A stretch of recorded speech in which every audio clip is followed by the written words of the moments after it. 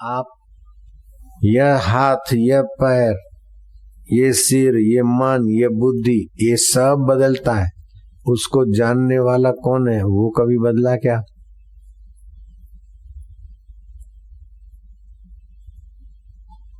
यह और वह दिखेगा तो मैं से ही, यह चाहे वह दिखेगा मैं से, और मैं को शुद्ध रूप में जान लिया, ये माना है मैं ब्राह्मण हूं, मैं फलाना हूं, मैं फलाना हूं, ये तो मैं के ऊपर शरीर का आरोप कर दिया। दुख का भाव आया तो मैं दुखी, सुख का भाव आया तो मैं सुखी, ये भी आरोप कर दिया। लेकिन वास्तविक मैं अर्जुन का जग गया तो अर्जुन कहता है नष्टो मोह स्मृति लब्ध हुआ, मुझे अपनी शुद्ध मैं की स्मृति आ गई। मैं तो था ही पहले, लेकिन अब स्मृति आई। नष्टो मोह स्मृति लब्ध हुआ। कैसे? बोले तव प्रसादात, आपके प्रसाद से। तव प्रसादात मया च्युत स्थिरो अस्मि गत संदेह, अब मैं स्थिर हो गया हूं अपने आप में, संदेह चला गया। अब मुझे पता चल गया पाप बाप नहीं लगेगा, अपना कर्तव्य करूंगा। करिष्ये वचनम तव, तुम्हारे वचनों का पालन करूंगा। तो भगवान ने सब गीता के उपदेश में ये कहा, माम अनुस्मर युद्धस्व, मेरा सुमरण कर। मेरा सुमरण माना जहां से मैं होता है ना, मेरा सुमरण। ये 5.5 फीट वाली आकृति मैं नहीं, मैं जहां से उठता है उस मैं का सुमरण कर और युद्ध कर, तो तेरे कर्मों में भी निखार आएगा और युद्ध का कर्म बंधन भी नहीं लगेगा। ध्यान देना, गिने गिनाए लोग होते हैं ना तो बहुत पक्के मजबूत लोग होते, गिनाए गिनाए, बहुत ऊंची बात समझ सकते हो।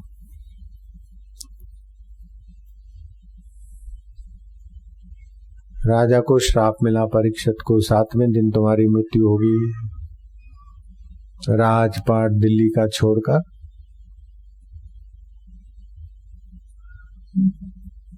शुक्रताल चले गए, मुजफ्फरनगर से 30 किलोमीटर के अंतर पर गंगा किनारे। कई साधु आए, संत आए, ऋषि आए, मुनि आए। राजा बेचारा धर्मात्मा था, 7वें दिन मृत्यु है। लेकिन परीक्षित अन्न जल छोड़कर बैठा था कि ऐसा कोई महापुरुष मिल जाए कि मौत के पहले मुझे अमरता का अनुभव करा दे।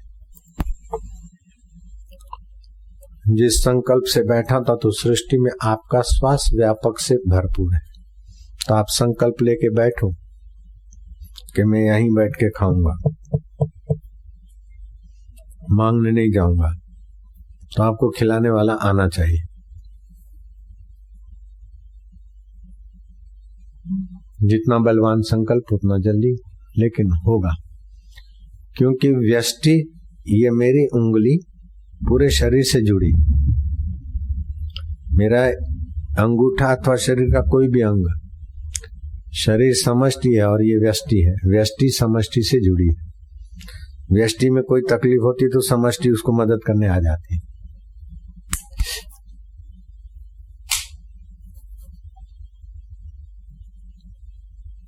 तो ऐसे ही आपका श्वास व्यष्टि श्वास है, लेकिन समष्टि से जुड़ा हुआ है, और आप सात्विक भाव से बैठे हैं, तो आपका संकल्प वहां पूरा होना चाहिए। तो परीक्षित राजा सात्विक भाव से बैठे थे कि मुझे महापुरुष मिल जाए।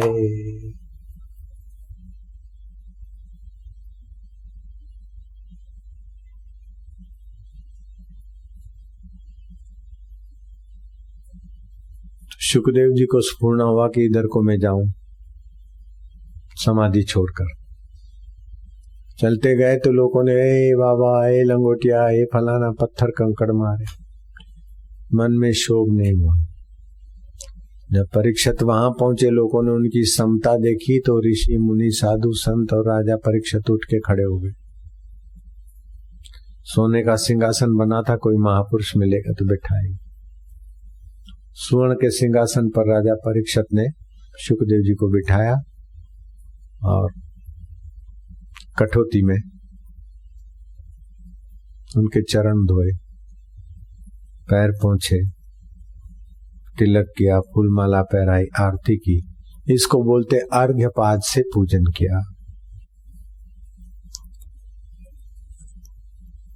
आज्ञा हो निवेदन करो। राजन पूछ, मनुष्य को अपने जीवन काल में क्या करना चाहिए और मृत्यु निकट हो तो क्या करना चाहिए?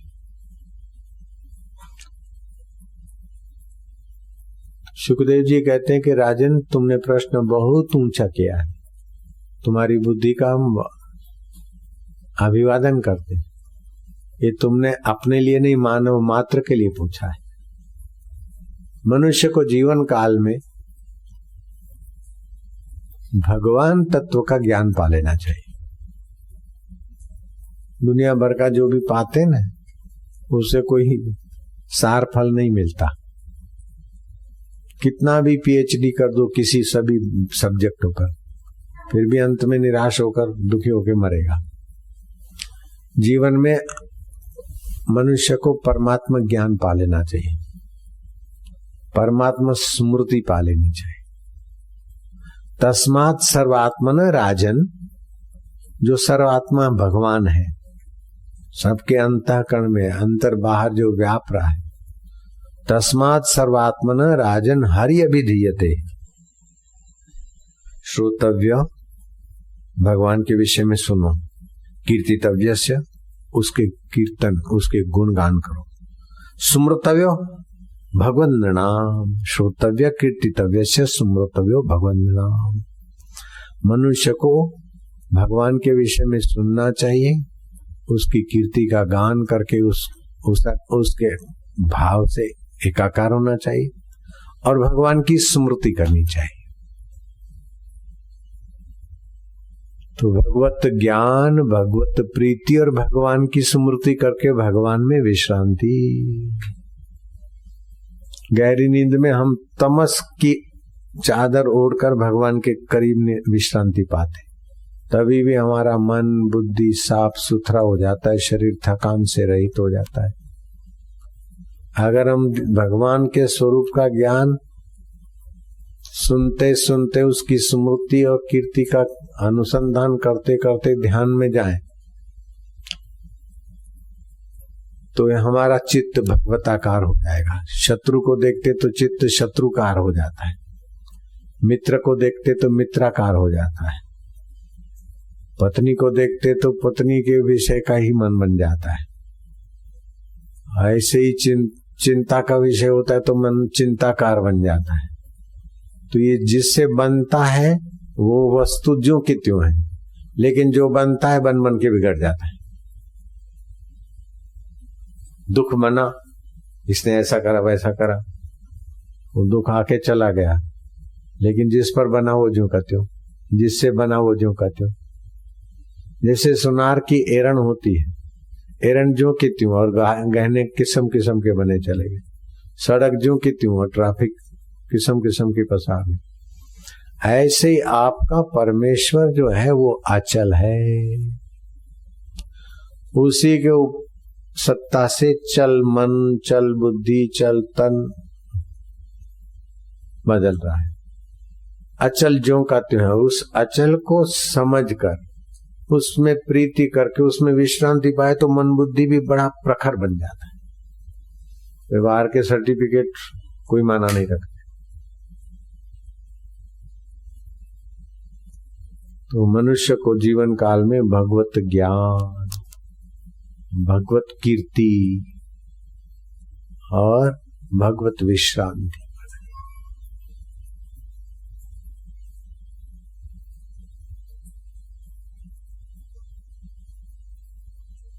कितने भी मंदिरों में जाओ, मस्जिदों में जाओ, कहीं जाओ, लेकिन घूम फिर कर अपने शुद्ध मय में आना पड़ेगा।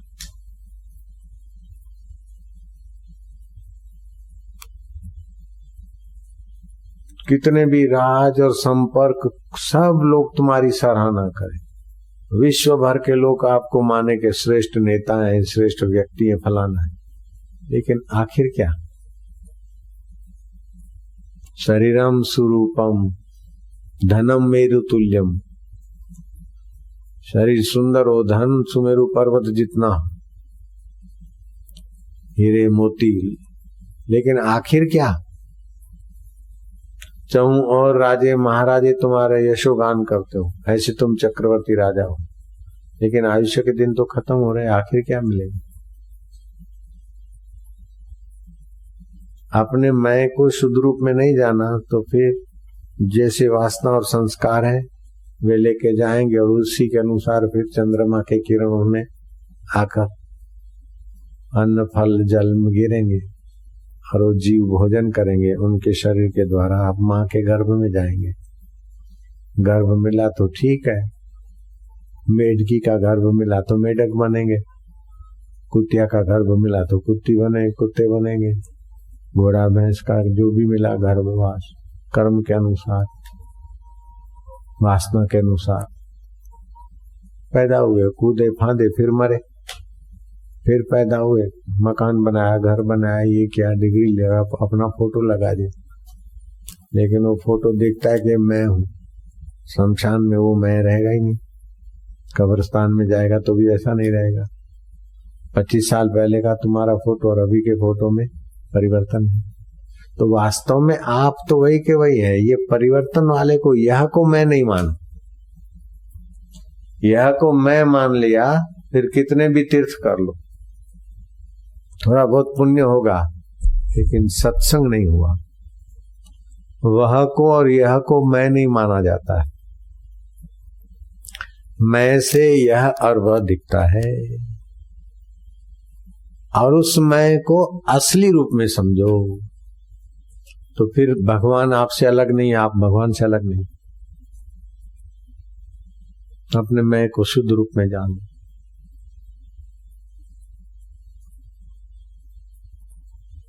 मनोबुद्धि अहंकार चित्तानि नाहम्। तो अपने मैं को जानोगे तो राग मिट जाएगा, भय मिट जाएगा। जो अपना मैं यहाँ है वही मैं सब में स्फुरित हो रहा है। भय चला जाएगा, शोक चला जाएगा, बीती हुई बात का ऐसा हुआ ऐसा हुआ, शोक चला जाएगा, भय चला जाएगा। और ईश्वर से दूर हूं ये भ्रम चला जाएगा। मैं दुखी हूं ऐसा कभी नहीं लगेगा, मैं सुखी हूं ऐसा कभी नहीं लगेगा।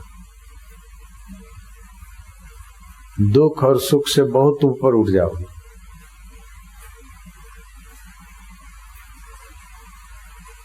इसको बोलते समत्व योग। अपने शुद्ध मैं को जाना, आपके अंतःकरण में समता का योग हो जाएगा।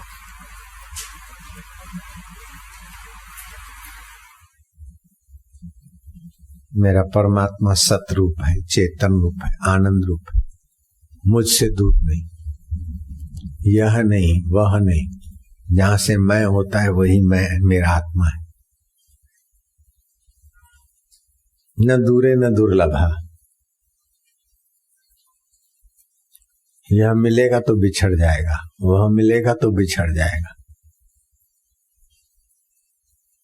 बिछड़ जाएगा तो पहले थे वैसे के वैसे हो गए। जो कभी ना बिछड़े वो मेरा प्रभु, मेरा आत्मा है।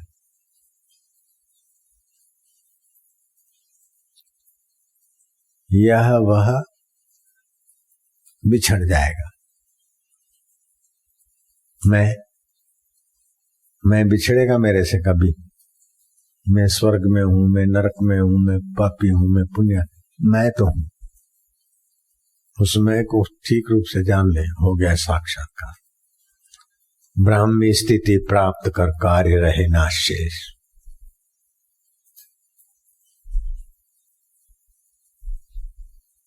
इस मैं को सतगुरु जी ने जताया नहीं था, तब तक केदारनाथ गए तो भगवान केदारनाथ नहीं मिले, उनका विग्रह मिला। वृंदावन गए तो कृष्ण नहीं मिले, उनके मंदिर में मूर्ति मिली और पुजारियों के अधीन रहना पड़ा। काशी गए तो काशी विश्वनाथ नहीं मिले, उनकी मूर्ति मिली। जब गुरुजी अपने मैं में ले गए तो जहां जाए वहां काशी विश्वनाथ, जहां जाए केदार, जहां जाए कृष्ण। खाऊं पीऊं सो करूं पूजा, हरू फरू सो करूं परिक्रमा, भाव न राखूं दूजा साधो बाई सहज समाधि वाली। गुरु कृपा भई जा दिन से दिन दिन अधिक चली।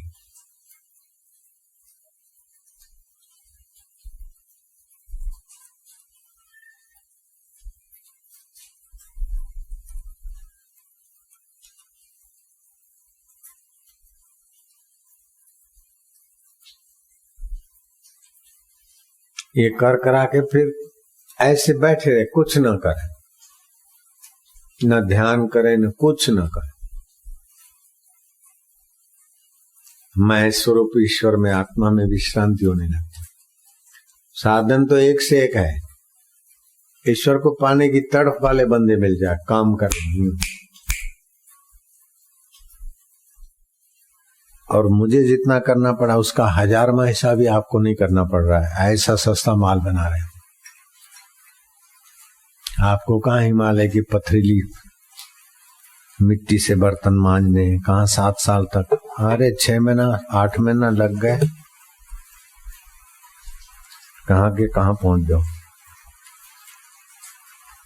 मैं घर में था, ईश्वर प्राप्ति के लिए तड़प थी इधर उधर। तो एक संत थे,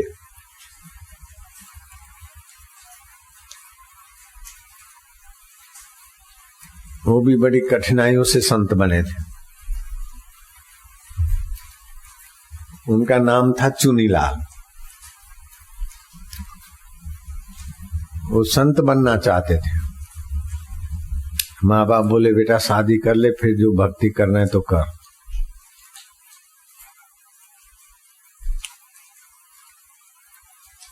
तो अहमदाबाद में खाड़िया है, उधर उनकी मंगनी हुई थी, बारात वहां जानी थी।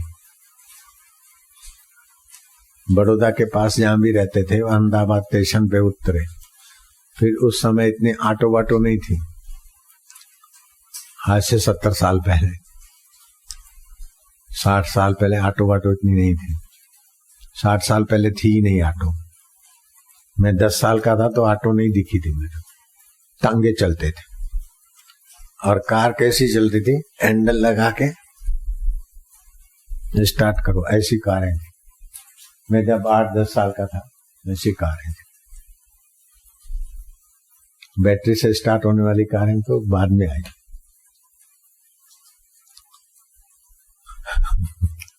तो चुनीलाल युवक को दुल्हा बनाकर उसकी माँ और उसके बाप और 2-3 व्यक्ति रेलवे स्टेशन से उतरे। तांगे में बैठना था दुल्हा को और 3 व्यक्तियों को। तांगे वाले ने पैसे ज्यादा कहे,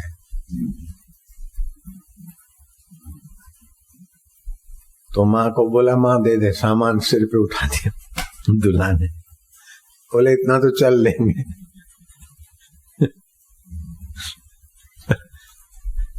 थोड़ा सिर पे सामान रखा, हाथ में अटैची उठाई और दूल्हा जा रहा है शादी करने को। ऐसा कभी सुना है कथा? 1-1.25 किलोमीटर स्टेशन से खाड़िया होगा। बोले नहीं इतने काहे को देंगे, पसीने के पैसे हैं। अब दूल्हा सो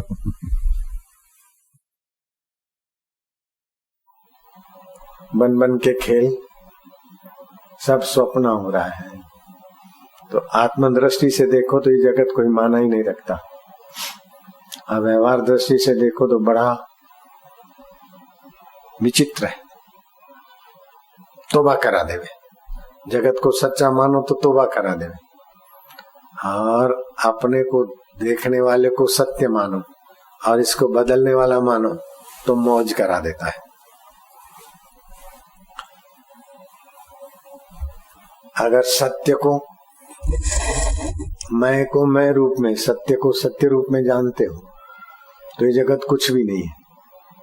जैसे बचपन में चवन्नी के चॉकलेट हमको प्रभावित कर देते थे, 2 आने की चीज कोई छीन लेता तो हम दुखी हो जाते थे। लेकिन अब देखो तो कुछ नहीं, 54 52 58 रुपया 2 रुपया कुछ भी नहीं।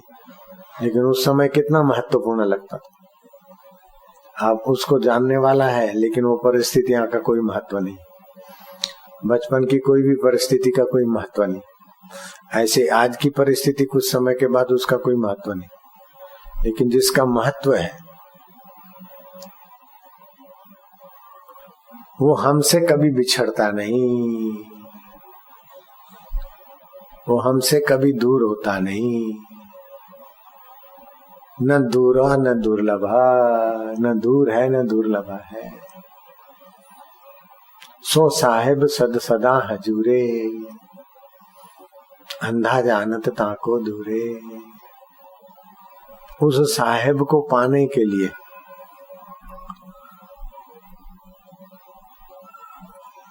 न किसी देश की जरूरत है कि फलाने देश में जाऊंगा तब करूंगा फिर मिलेगा, न किसी काल की जरूरत है कि अभी नहीं है, वो परमात्मा अभी बिजी है। जैसे साहब विदेश यात्रा गए, आएंगे तब ऑफिस में बात होगी, ऐसा वो साहब नहीं है। अभी ऑफिस खुली नहीं है, सोमवार को ऑफिस खुलेगी तब सबमिट होगा हमारा विचार हो, ऐसा भी नहीं है। यहाँ तो 24 घंटे ऑफिस खुली और सदा मौजूद है, केवल उधर की नजरिया मिल जाए तो काम बन जाए। वशिष्ठ जी कहते हैं, हे राम जी, फूल पत्ते और टहनी मसलने में परिश्रम होता है, क्योंकि वो बाहर है और मसलने में परिश्रम होता है। वो तो अपना आपा है, उस आत्मदेव को, उस मैं के शुद्ध रूप को जाने में क्या देरी है। लेकिन पूर्व आग्रह है कि इतना करेंगे तब भगवान मिलेंगे, इतना करेंगे तब मिलेंगे, और फलानी जगह भगवान है। उसी में लोग बेचारे उलझ जाते, अथवा तो ये पालूं, ये भोग लूं, ये कर लूं, ऐसा बन लूं, ऐसा बन जाऊं। इसीलिए वो दूर और दुर्लभ लगा है। पौराणिक कथा है कि देव योग से भगवान नारायण किसी के आगे प्रकट हो गए। उसने ध्यान भजन किया, नारायण विचरण कर रहे थे, देखा कि भजन कर रहा है, चलो उसको दर्शन दे ही दे। बोले मैं नारायण हूं, भगवान हूं, दर्शन कर लो। उस आदमी ने आंख खोली, बोले तुम कैसे भगवान हो, क्या प्रमाण है कि आप भगवान हो? बोले प्रमाण तो क्या, तू चाहे तो मैं तुझे अभी वैंकुट ले चलूं, वैंकुट दिखा दूं। तो बोले वैंकुट देखने के लिए कुछ क्या करना पड़ेगा?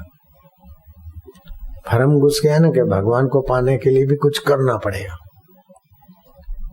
इतना तप करूं फिर भगवान आएंगे, ये भरम घुसा था। भगवान मुफ्त में मिल गए तो बोले क्या प्रमाण है तुम भगवान हो? भगवान को ऐसे मिल जाते हैं? बहुत तप करना पड़ता है, व्रत करने पड़ते हैं, तपस्या करनी पड़ती, तब कहीं भगवान आते। तुम ऐसे ही आ गए तो हो सकता है कि ऐसे ही चतुर्भुजी बनकर कोई भूत प्रेत हो तो क्या भरोसा। भगवान ने कहा नहीं, मैं विश्वास पूर्वक कहता हूँ, न भूत हूँ न प्रेत हूँ। अब भूत प्रेत इतना मंगलमय वपु नहीं धारण कर सकता है, और इस तरह से आमने सामने शांति पूर्वक बात भी नहीं कर सकता है। बोले क्या पता ये तुम कैसी कैसी बातें बनाते हो, मुझे तो पता भी नहीं, तो ठोस प्रमाण बताओ। बोले ठोस प्रमाण ये है कि तू चले तो मैं तुझे वैंकुट ले चलूं। तो बोले क्या देना पड़ेगा? भगवान ने देखा कि ये कुछ लिए दिए बिना इसको कुछ भगवान स्वाभाविक मिलते हैं, ये पता ही नहीं है, ये समझता कुछ लेना देना पड़ेगा। जैसे बाजारी चीज के लिए कुछ देना पड़ता है, ऐसे भगवान के लिए भी कुछ देना पड़ेगा। तो भगवान ने कहा तुम्हारे पास क्या है? बोले यहाँ तो मैं बस साधना करा, सिर पे टोपी थी। भगवान ने कहा टोपी दे दो बस। बोले कुछ तुम ठग मालूम होते हो, वो टोपी लेके चले जाओ और वैंकुट वैंकुट करके कहीं फेंक दो मेरे को, ये हम नहीं आते। तो भगवान ने कहा चलो आज के बाद हम भी ऐसे तैसे नहीं मिलेंगे, खूब रगड़ो, मंदिरों में जाओ, खूब ये करो, खूब वो करो, फिर भटक भटक के संतों के पास जाओ, फिर नियम करो, ये करो, फिर कोई संत की कृपा हो जाए तब बताएगा कि भगवान यही है, तब मैं तुम्हें मिलूंगा। बेवकूफ कहीं के, मुफ्त में मिलता हूं तो कदर ही नहीं करते हो। जाओ खूब रगड़ो अपने को, थको, फिर किसी संत के निकटवर्ती हो तो संत अगर खुश होकर पैकेज में मुझे दे देगा तब मैं तुझे हृदय में प्रकट होगा। हमने भी पहले खूब पापड़ बेले, लेकिन मेरे गुरुजी ने तो पैकेज में भगवान को ही फेंक दिया मेरे दिल में। लो है भगवान के अनुभव को अपना अनुभव होना, जरा सही समझ। अरे मैं क्या, तो यही था। तो पहले तो मैं रोज मंदिर में जाता था और भगवान की पूजा किए बिना मैं नाश्ता भी नहीं करता।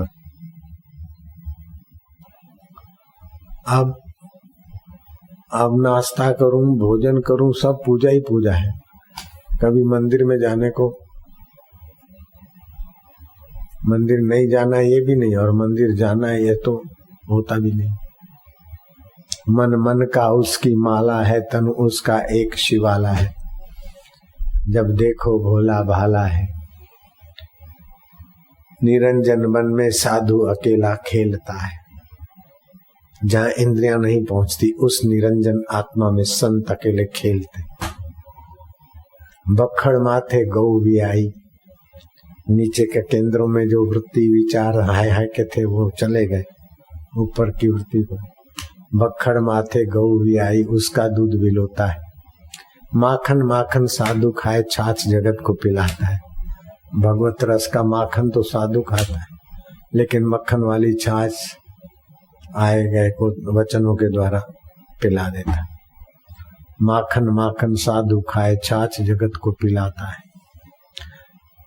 तन की कुंडी मन का सोटा, शरीर को तो एक साधन समझते।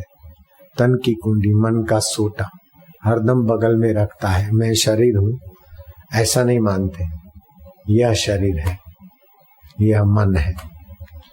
जो यह है वो मैं नहीं होता, और जो मैं है वो यह नहीं होता।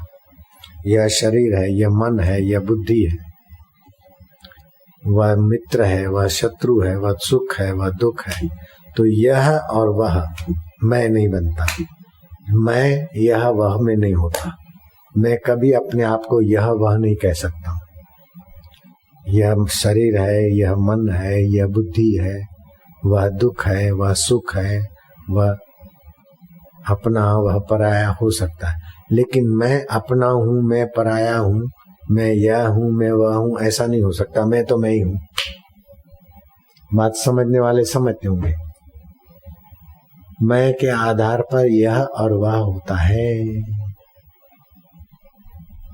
और मैं कितना दूर है, कितना दुर्लभ है, और कितने समय के बाद मिलेगा मेरे को मेरा मैं तो हुई हूं, कितने समय का सवाल ही नहीं। लेकिन मैं अहम रूप में अपने को मानता हूं, तो इसीलिए मैं एक जॉब करता हूं, मैं फलाना हूं, मैं फलाना हूं।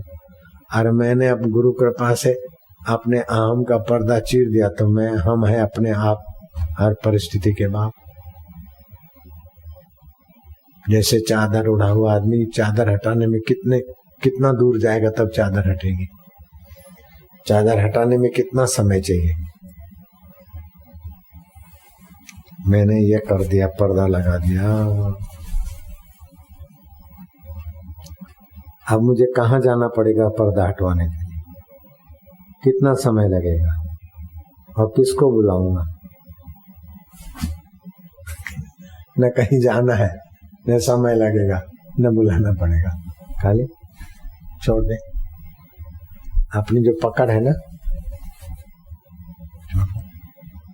ऐसा साक्षात्कार है।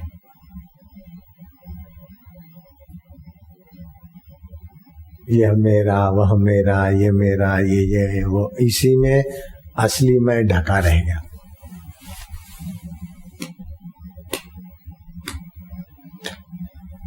नारायण नारायण नारायण नारायण नारायण। असली मैं को जान लो तो संसार सारा तुम्हारी सराहना करे, तुम्हारे को अहम नहीं आएगा। और सारे संसार के मिलकर साजिशें रच रच कर तुम्हारे लिए कुछ का कुछ बोले बके तो तुम्हारे असली में पे कुछ असर नहीं होती।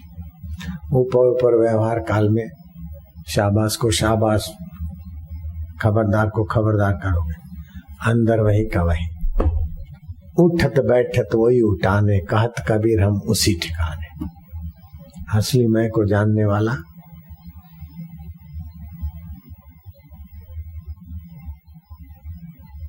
महापुरुष कहा जाता है, ब्रह्म ज्ञानी कहा जाता है। वशिष्ठ जी ब्रह्म ज्ञानी और भगवान राम उनके चेले। ब्रह्म ज्ञानी तो ब्रह्म ज्ञानी होता है,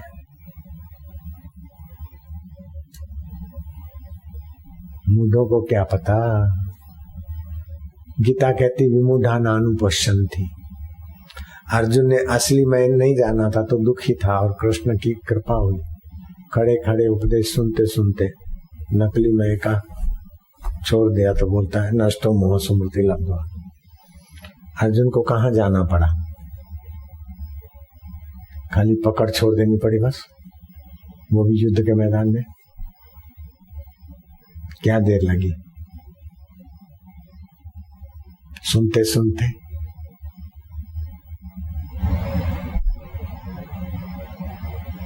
या तो सुनते सुनते छोड़ दे या तो खोजते खोजते अपने को खो दे। ऐसा ईश्वर प्राप्ति है।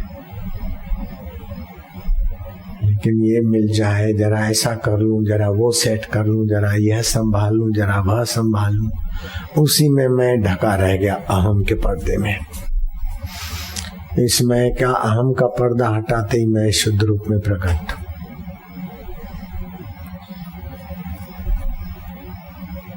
फिर संसार का काम भी अच्छी तरह से हो जाता है। एक यह लोक है, दूसरा परलोक है। जो परलोक परमात्मा को पाने का यत्न नहीं करता उसका यह लोक भी पीड़ादायी हो जाता है।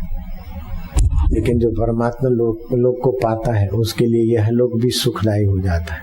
भले वातावरण पीड़ा वाला आ जाए लेकिन वहां सुख ही सुख रहता है। बाहर का वातावरण पीड़ादायी आ जाए फिर भी उस महापुरुष के अंतःकरण में चैतन्य का सुख शांति बरकरार रहती। राम जी हाय सीते, सीते आंसू बहा रहे, भैया लक्ष्मण आंसू बहा रहे मर्यादा के व्यवहार में, भाव के जगत में। लेकिन अंतःकरण में राम जी उस समय भी वही है। हाय लक्ष्मण करके आंसू बहाते उस समय भी राम जी जानते हैं कि व्यवहार में मर्यादा में मन का भाव है, चित्त की दशा है। ये तो आप भी जब भाव में आ जाते होंगे तो दिखता होगा कि ये भाव है। आप भी कभी किसी के लिए रोते हैं तो दिखता होगा कि ये रुदन है, और किसी के लिए खुश होते होंगे तो दिखता होगा कि ये खुशी है। तो यह रुदन है, यह खुशी है, ये मैं के बिना दिखेगी क्या? उस मैं के ऊपर जो अहम का पर्दा है उसी को हटाना है, और कोई मेहनत नहीं है। और जरा गुरु की कृपा चाहिए तो जरा अपना प्रयत्न है और गुरु की कृपा तो हट गया जा। 40 दिन में कोई MBA हो सकता है क्या, BA हो सकता है क्या, KG पास कर सकता है क्या 40 दिन में? लेकिन सारी पोस्टों से ऊपर की पोस्ट 40 दिन में मिल सकती है, 7 दिन में मिल जाती है। 7 दिन में परीक्षक को मिल गई, हमको 40 दिन में मिल गई। मैं तो कहता हूँ 40 साल में भी मिले आत्म पदवी तो सौदा सस्ता है।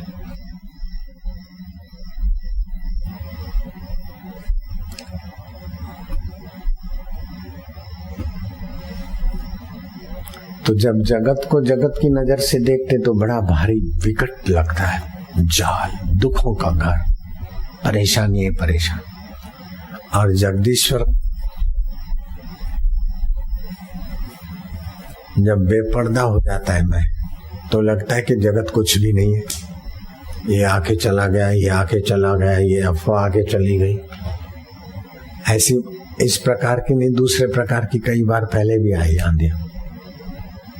ये पहली आंधी नहीं है, ये आंधियां एक से एक, जो समय बीतता है त्यों मजबूत मजबूत बड़ी बड़ी आंधियां, जो समय बढ़ता है त्यों बड़ी बड़ी आंधियां आती। जैसे 100 किलो का वेट पहले सह लिया तो 90 किलो का तो वेट लगेगा ही नहीं, हो तो खिलवाड़। जब 110 का होगा वो भी, जब 200 का आएगा तब लगेगा कि आया कुछ। 100 किलो का आया तो उसको तो नचाते नचाते रवाना कर दिया।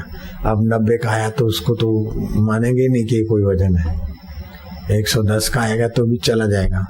जब 200 का होके आता है तो जरा उसको नचाना पड़ता है, फिर वो भी चला जाता है। अब फिर आएगा तो 200 तक का तो कैपेसिटी हो गई। एक पहलवान था, वो अपने कंधे पर वो भैंसे के नीचे खड़ा हो जाता और फिर भैंसे को कंधे पे लेके दंड बैठक करता थल्ले पे। लोग हैरान होते कि ऐसा पहलवान कहीं नहीं देखा। भैंसा तो समझते ना, भैंस का दूध होता है ना, उसका बच्चा हुआ और वो खाते खाते खाते बच्चा बाप बन गया, बूढ़ा बन गया, भैंसा बन गया। उसको उठा के दंड बैठक करना कैसा लगे? तो उससे पूछा गया कि भाई पहलवान तो हमने देखे सुने, लेकिन भैंसे को उठाकर दंड बैठक करे, ऐसा पहलवान देखा क्या कभी? तो बोले हमारी भैंस ने दिया था तो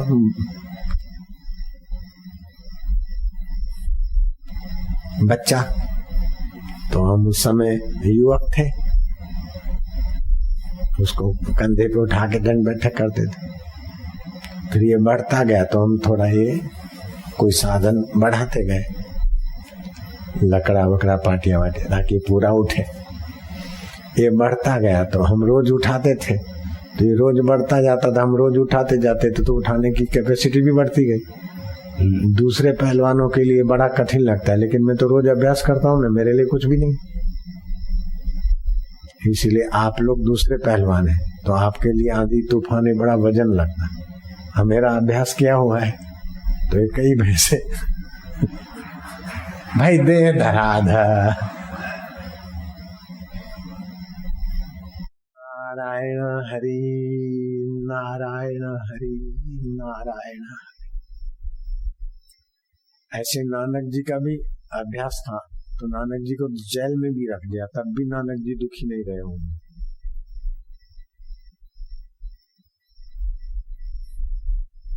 और नानक जी अभी भी हृदय में है। परमात्मा ज्ञान इतना ऊंचा होता है कि कभी पातकी और कलजुगी लोग अत्याचार और अन्याय करे, और अत्याचार और अन्याय और उनकी हल्की मानसिकता से किसी महापुरुष का बाहर से अहित दिखे, फिर भी महापुरुष का महापुरुषत्व तो कोई नहीं मिटा सका। मंसूर को फांसी दे दी गई, लेकिन मंसूर मिटे नहीं। सुकरात को जहर दिया गया, सुकरात मिटे नहीं। कबीर को न जाने कितनी बार वैश्याओं के द्वारा, दूसरे लांछनों के द्वारा भैंसे उठवाए गए, लेकिन कबीर जी गए नहीं समाज में से। हैं कबीर जी हैं कि गए? कबीर जी गए कि हैं? हैं। मीरा के ऊपर कितने लांछन लगे, और उनके जेठ ने ही लांछन लगाया और सिर काटने की कगार पर आ गए। मीरा के सामने तलवार लेके खड़े हो गए कि वो अकबर आकर तुम्हारे सत्संग में बैठा, उसके साथ तुम्हारा गलत रिश्ता था, इसीलिए वो अपना माला ठाकुर जी को अर्पण किया और तेरे गले में पक्का प्रूफ है। अब तो इस मेवाड़ की धरती पर पाप मूर्ति है, रहने के काबिल नहीं। ऐसा कहकर उसकी हत्या करने को, मीरा की हत्या करने को उतार हुआ था विक्रम राणा, नहीं हुआ। तो ऐसे भैंसे तो मीरा ने भी उठाए, क्या ख्याल है? बुद्ध, कबीर, नानक और जीसस को तो ठोक दिए गए खीले, और बेचारे जीसस क्रॉस पे ही आखिरी श्वास लिए, आखिरी दम थोड़े क्रॉस पर ही। ये संसार जब सतबुद्धि से लोग देखते तो उनको राग द्वेष ये मेरा तेरा करके दबोच के नीचो के उठा के फेंक देता है। जैसे बत्ती के आगे ट्रैफिक की बत्ती के आगे खेत खली के पतंगिया सच समझ के मजा लेने जाते, वही मजा उनको ले डूबता है। नहीं, कितने पतंगिया रोज बेचारे मजा मजा में तड़प तड़प के मरते होंगे, उनकी कोई गिनती नहीं कर सकता। दुनिया के सब विज्ञानी मिलकर पक्का आंकड़ा नहीं बता सकते कि सड़कों पर रोज रात को कितने जंतु मजा लेने के बहाने छटपटा के दुखी होकर कहराते हुए सुबह होते होते मरते। ब्रह्मा जी भी गिनती करके नहीं बता सकते। जब संसार के सुखों को और संसार को सच्चा माना तो जैसे ट्रैफिक में खेत खली के पतंगे आकर सता कर दुखी हो के मर जाते, ऐसे ही संसार के सभी लोग मरते। कोई पत्नी के दुख से, पति के दुख से, बीमारी के दुख से छटपटा के बुढ़ापे में मरते। क्या ख्याल, बेटे का क्या होगा, शादी क्या है, बच्चा हुआ, ही कोई न कोई छटपटाट रहती। सड़क पे ट्रैफिक की लाइटों में आए हुए जंतु जो सुख लेने आते हैं वे छटपटाए बिना नहीं मरते। ऐसे ये सारे धरती के मनुष्य भी छटपटाए बिना नहीं मरते। इनकी कोई गिनती नहीं, रोज कितने मरते। पक्का आंकड़ा मिलना मुश्किल है। हिंदुस्तान में किस दिन कितने मरे, वो पक्का आंकड़ा निकालने में भी कसरत करनी पड़ेगी। अनऑफिशियली भी मर जाते हैं, अनऑफिशियली भी कहीं दफनाए जाते हैं।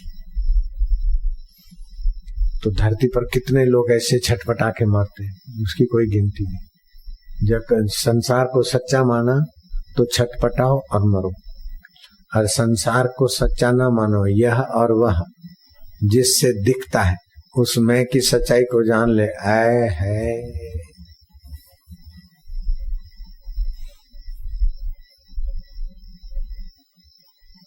हम है अपने आप हर परिस्थिति के बाप। चाहे है सीता करके राम जी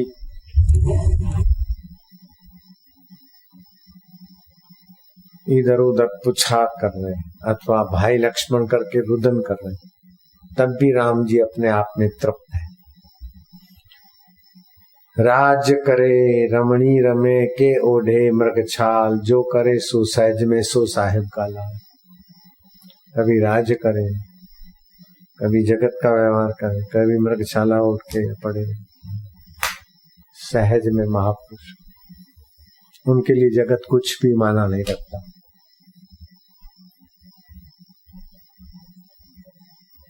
जैसे संसार में ये त्रिश्रेणु क्या माना रखते, हवामान में कितने रजकण हैं और कितने त्रिश्रेणु हैं तैर रहे हैं, क्या माना रखते।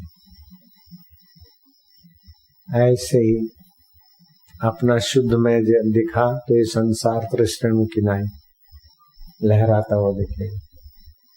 अपनी शुद्ध में को पाना ही मनुष्य जीवन का उद्देश्य है। उससे जितना दूर रहे उतना तड़पो,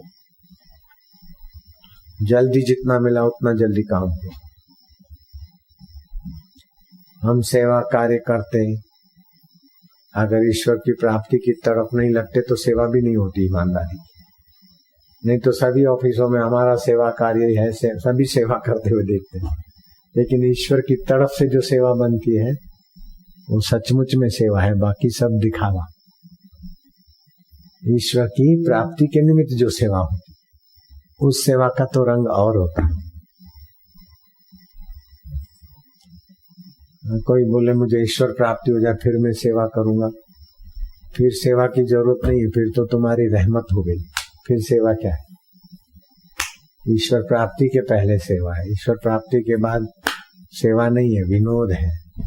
तुम्हारा विनोद दुनिया की सेवा हो जाएगी। तुम्हारा सहज में उठना बैठना बोलना चालना सोचना जगत की सेवा हो जाएगी।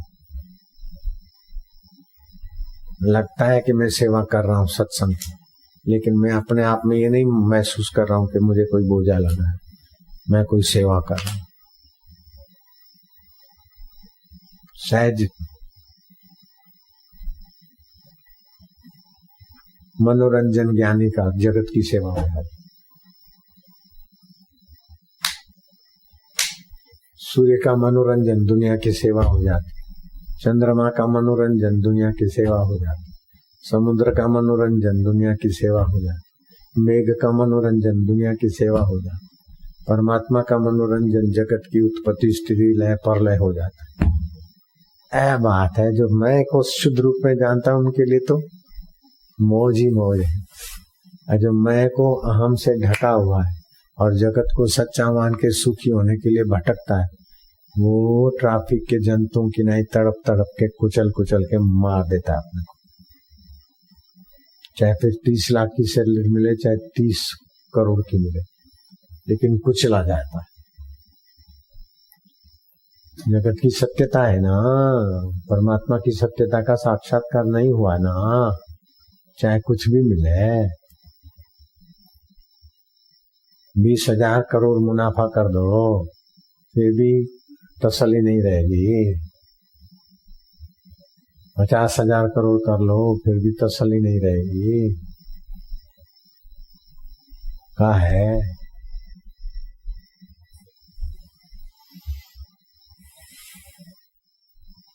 उस परमात्मा में आ जाओ तो बड़ी बड़ी आंधी तूफान बड़े बड़े भैंसे भी वो पहलवान के लिए विनोद होता था, लोगों के लिए बड़ा आश्चर्य होता था। बड़ा भैंसा लेके दंड बैठक करे थल्ले पे, भैंसे को लगा के धीरे धीरे धीरे ऊपर चढ़ जाए, ऐसा बनाया उसने। जैसे ट्रक में नहीं गाय भैंसे ट्रक में भरते तो रैप बना होता है, ऐसे भैंसे को लेके धीरे धीरे कैसा लगता होगा? कल्पना ही करो, एक मनुष्य भैंसा लेके जब दंड बैठक करता होगा अपने आप में, मैं भी कुछ हूं, लेकिन वो पहलवान मर गया और अपनी असली मैं को नहीं जाना। कसरत कर करके जो हार्ड मास की मैं बनी थी, और मैं बड़ा पहलवान मारा गया। मैं हरिद्वार में रहता हूँ तो शाम को घूमने निकलता हूँ सुबह, तो एक लड़का है 21 साल का, उसी आश्रम के नजीक कहीं रहता है। शाम को वो भी घूमता है, अच्छा कदावर 6.5 फीट 6 फीट का हाइट, मोटा था, कसरत करता है। बाबा जी प्रणाम। धीरे धीरे बातचीत करते, मैं क्या अब तुम्हारा उद्देश्य क्या है? उसने बोला मैं अपना जीवन तब सफल मानूंगा कि ये गंगा किनारे जो कोई सबसे बड़ा पेड़ है उखाड़ के जिस दिन मैं बाहर ले जाऊंगा तब समझूंगा मेरा जीवन सफल है।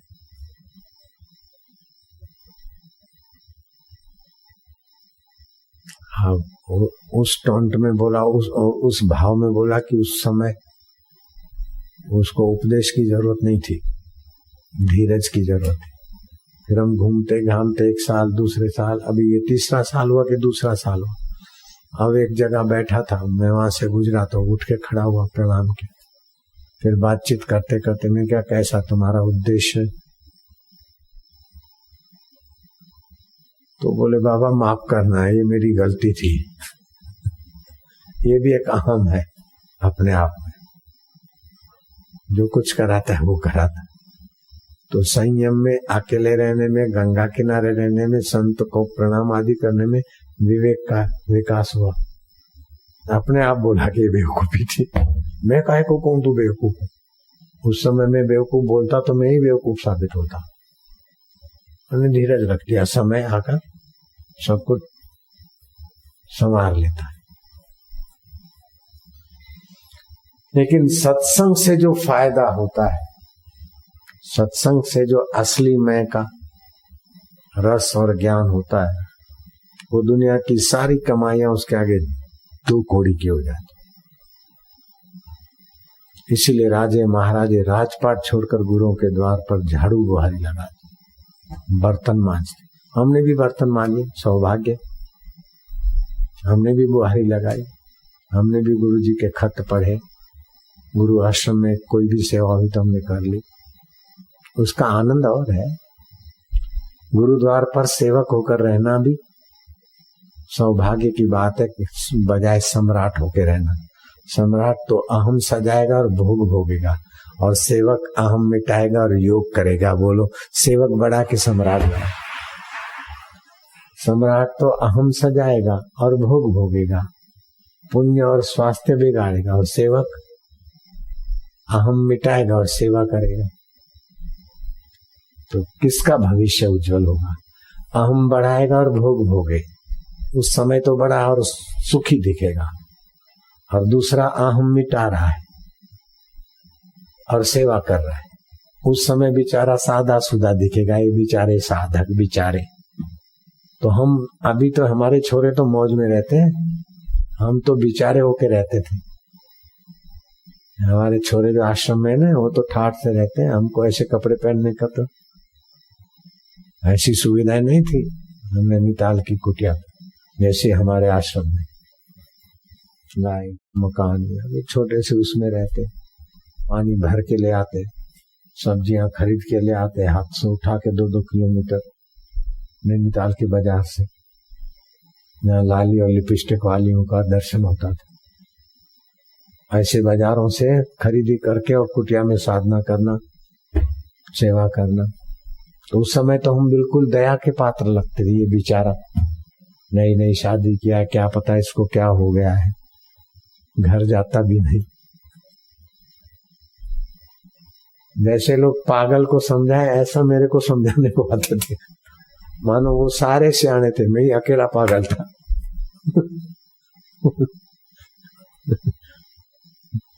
घर में भी, ससुराल वाले भी, पड़ोस वाले भी, और घर से छोड़ के गुरु जी के वहां गए, तब भी वही सिलसिला चालू रहा।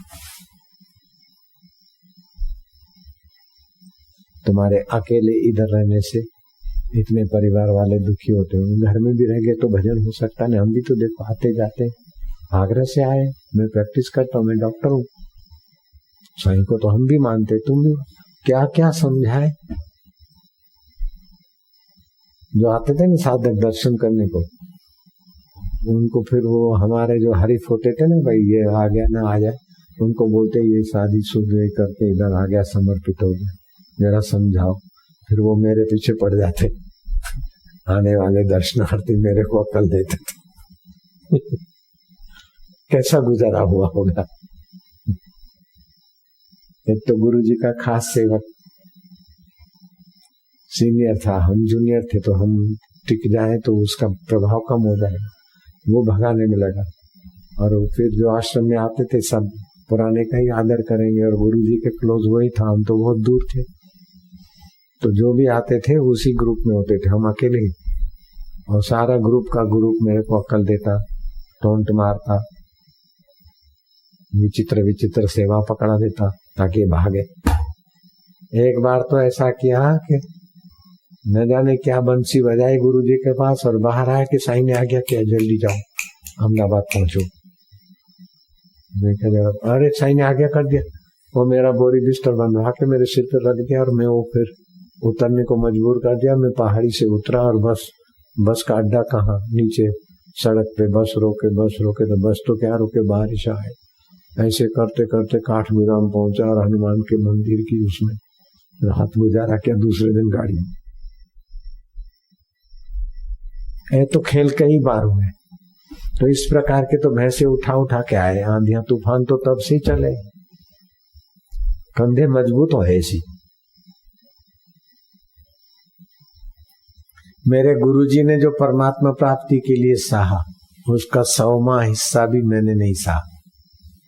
फिर भी जो सहा उसका 1000वां हिस्सा भी आपको नहीं सहना पड़ेगा, और मैं रब का रास्ता दिखा दूं।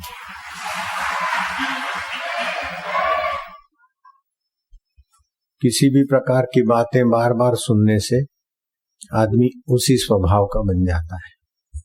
सत्संग की बातें सुनने से सत्संगी स्वभाव बन जाएगा। बनियागिरी की बातें सुनते व्यापारी बन जाएगा। डॉक्टर की बातें सुनने और रटने से वो हो जाएगा। मीडिया की बातें बोलने सुनने में मीडिया का ही अच्छा अनुभवी बन जाएगा। ऐसे ही चावल का बिजनेस वाला फिर चावल में ही जानेगा, परिमल ये भाव है, बासमती ये भाव, जीरा सर ये भाव, फलाना ये भाव, फलाना ये भाव। तो सत्य की बातें जो सुनता है, विचारता है, वो असत जड़ दुख रूप संसार के बहाने वाली चीजों में सतबुद्धि नहीं करता। संसार की चीजें कभी इधर कभी उधर, मन भी कभी इधर कभी उधर, बुद्धि भी कभी इधर कभी उधर। लेकिन जो सत्संगी है, और वशिष्ठ जी कहते हैं राम जी तुम मेरे वचनों के अधिकारी हो।